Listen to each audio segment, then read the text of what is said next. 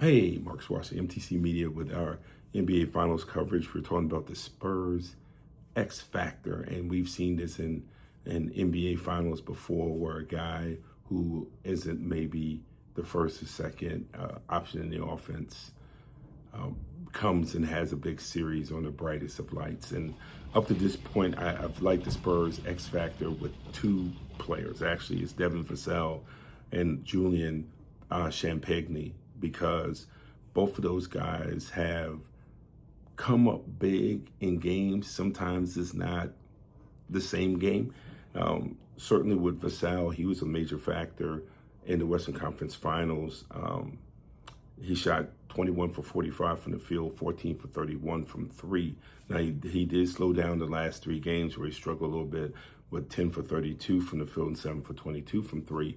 But he also had his contributions on the defensive end. But in those first four games, the way he shot certainly helped open up the floor for the Spurs, because basically OKC was daring. You know, somebody else is going to have to make some plays and make some shots, and that's what happened. For Champagny, he started off the Western Conference Finals the exact opposite direction. He started off struggling from the field. In his first four games, he shot 11 for 37 from the field, 6 for 31 from three. But in his last three games, he was on fire. 18 for 24 from the 18 for 34 from the field and 12 from 24 from three, and certainly hurt OKC with his shot making.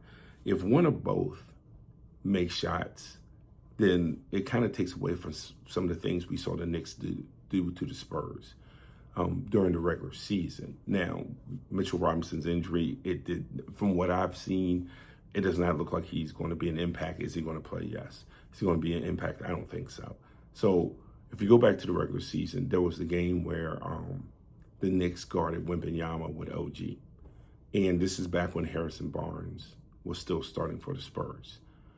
And Champagny, I think, was coming off the bench, and now he's starting. So it's hard to have a guy where you can have Harrison Barnes on the floor and maybe have Cat guarding him. And so Cat can kind of cheat towards Wembanyama while OG is playing him physical.